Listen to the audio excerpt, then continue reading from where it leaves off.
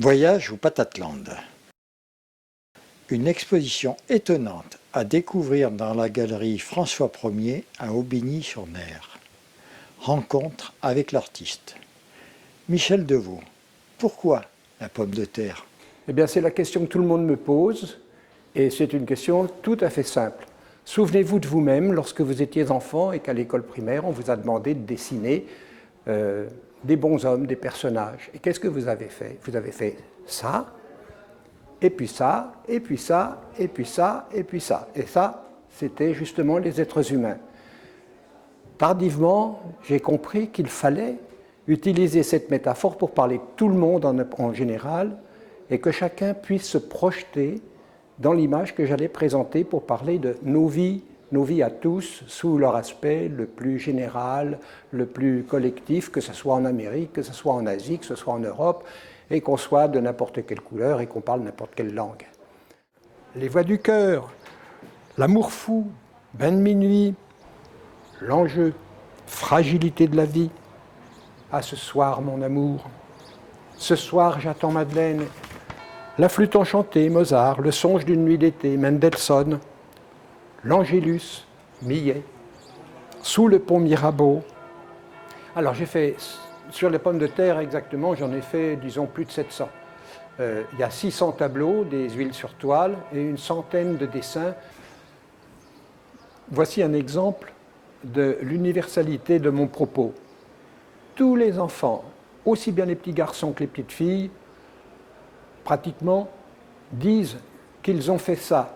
Ils ont mis les chaussures de maman, ils se sont servis de ses vêtements de parade, un chapeau, un collier, et ça, c'était en son absence, c'est un secret qu'ils ont gardé pour eux. Alors, pour parler de la famille, par exemple, j'ai fait une famille type. Sur la droite, vous voyez mon autoportrait, et c'est moi, enfant, je suis sûr depuis mon enfance, et si on le regarde de près, on s'aperçoit qu'il y a un appareil sur mon oreille droite.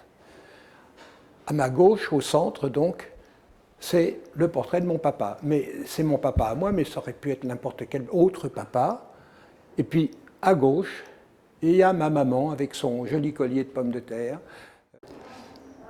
Dans ce tableau, je montre un souvenir d'enfance où je suis avec mon papa et nous étions sur un rebord de la falaise et je vois tout à coup la multitude sur la plage et je dis à mon papa « les autres », et c'est ainsi que j'ai découvert qu'au lieu d'être tout seul, j'étais nous. Alors vous vous demandez peut-être pourquoi je dis qu'il y a un caractère d'universalité dans la pomme de terre malgré tout ce que nous avons vu jusqu'à présent. D'abord ici, c'est un jeune homme avec une jeune femme dans la maison de sa future. Et ils regardent ensemble le portrait de la future belle-mère. Si j'étais le garçon, moi je me méfierais. Et ici, eh bien non, ils ont été heureux. Et là, lui, il va travailler avec sa petite mallette, là, où il y a ses documents, son travail, quoi. Et oui, parce qu'il n'est pas en télétravail, lui. Et puis, le matin, il quitte le petit pavillon de Borlieu et il lui dit « À ce soir, mon amour ». Ici, c'est l'universalité de l'amour. Ça s'appelle « Nous y avons tous cru ». Qui peut dire qu'il n'a pas cru à l'amour à un moment de sa vie? Regardez les petits cœurs dans la fenêtre en haut. Alors ici, eh bien, il se passe ce qui se passe chez nous avec la comptine « Je t'aime un peu, passionnément, à la folie », puis pouf, il y a la chute, pas du tout. Risquons un peu d'humour, si vous voulez bien. Voici un couple et que j'ai appelé « sa moitié ». Alors c'est un regard ironique sur un couple comme il y en a tant. Ce tableau s'appelle Éden et chaque personnage ici exerce une activité différente. Il y a d'abord des oisifs, puis il y a des amoureux, et puis il y a un marchand de galettes, et puis il y a un gars qui va au travail accompagné par sa petite copine, et puis ce sont les activités de tout le monde et c'est la société de consommation, c'est la société, disons, du bien-être que nous connaissons pour la plupart dans nos pays occidentaux. Mais Sous notre soleil noir, regardez qui arrive. Un papa, un tout jeune enfant, une maman et sa grande sœur. Et eux, ils viennent d'un pays qui ne connaît pas l'aisance des nôtres. Et c'est un mouvement général qu'on voit partout. Ceux qui sont dans la pauvreté et dans la détresse cherchent à venir partager avec nous l'opulence. Dans mon travail sur la pomme de terre, la littérature a une grande importance. J'ai donc consacré 3 tableaux à l'œuvre d'Apollinaire et cette photo que vous connaissez tous, qui est la photo d'Apollinaire blessé à la guerre et qui porte un bandage et qui est celle, je crois, la plus connue du poète. Maintenant, ici, le tableau s'appelle « Vienne la nuit, sonne l'heure, les jours s'en vont, je demeure ». Enfin, ce que j'ai inscrit dans le poème, c'est une strophe. La voici.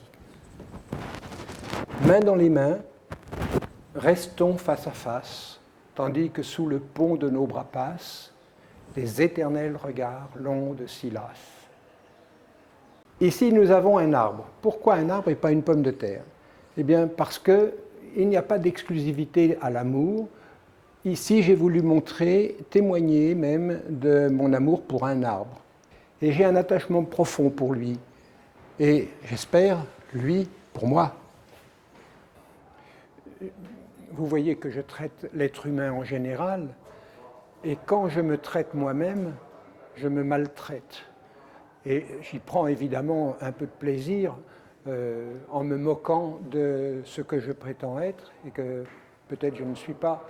Alors j'ai fait un autoportrait où on me voit désespéré en train de chercher au sein de moi-même qui je peux bien être et quelles qualités je peux bien avoir. Et puis je ne trouve rien. Donc je suis désespéré. Enfin, moyennement. La lumière. Ben oui, mais la lumière, c'est pas moi qui l'ai produite, c'est EDF. Votre lumière intérieure? Comment? Votre lumière intérieure. Ah, ça, vous êtes trop gentil, mais bon, j'en demande pas tant. Hein.